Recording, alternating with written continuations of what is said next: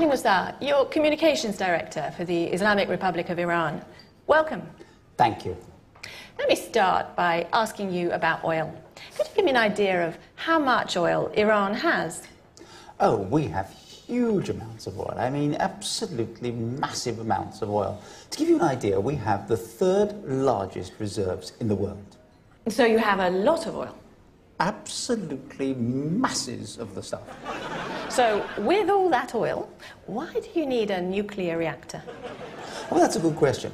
We need a nuclear reactor to store all the uranium we've bought. You see, you can't just leave uranium lying around. No, you need to put it somewhere. And a nuclear reactor is just the right place for it. You see, uranium is very, very dangerous stuff. I appreciate it's dangerous stuff, which I think is why a lot of people are concerned about you enriching uranium. They think it's a front for you trying to build a bomb. Are you? Oh, absolutely not. No, not at all. So you wouldn't mind inspectors having a look round your nuclear facilities just to check?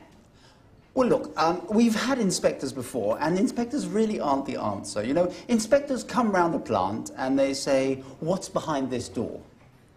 And we say, "It's a fridge." And they say, "We'd like to look inside." And we say, "Well, we can't find the key." And they say, "No, we still want to see inside." And we say, "Look, trust us. If you open that fridge door, a great big bloody light is going to come on." So no, trust. Trust is the answer.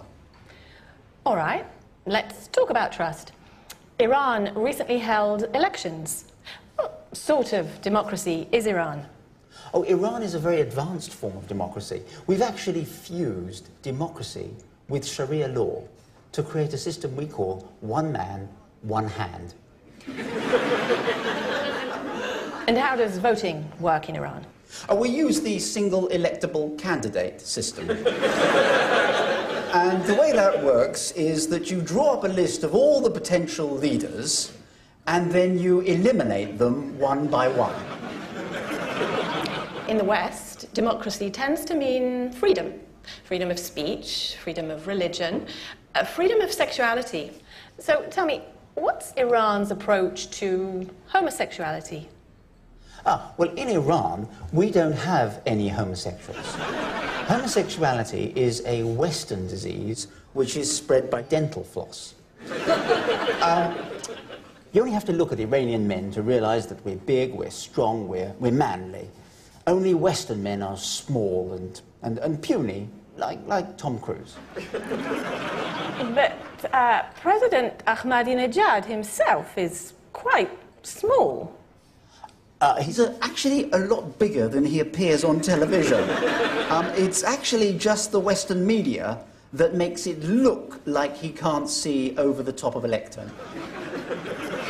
So tell me, is it just the Western media too which claims that Iran is the world's most active state sponsor of terrorism? No, that's quite true, actually.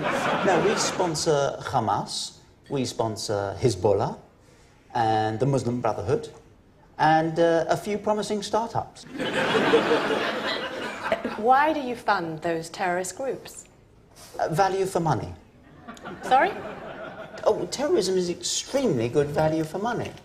You see, look, if you want to buy a tank, say, that's going to cost you millions of dollars. A fighter plane? Don't even ask. But $30,000 will buy you a complete suicide bombing mission, including a pension for mum and dad. Now, that's what I call bang for your buck. Do you think it's right to encourage young people to give up their lives in suicide missions? Well, look, to be honest, I do have a number of qualms about that. And in fact, we've been working with some of the groups to try and encourage them to use old people. People who are living in residential care. Now, there are some problems, of course. I mean, on the way to the target, they can sometimes forget what the mission is. But on the plus side, it really gives old people something to live for. I'd like finally to just ask you about President Ahmadinejad. I believe he's a very devout man who believes in the return of the hidden Mahdi. Who was the hidden Mahdi? Oh, the hidden Mahdi was the 12th Imam who disappeared about 1,000 years ago. And it's said that he will return after an apocalyptic war. And does President Ahmadinejad believe in the return of this hidden Mahdi? Oh, absolutely, yes. He expects him any day now. And what about this apocalyptic war? Aren't you slightly worried that the president might try to start such a war? Oh, no.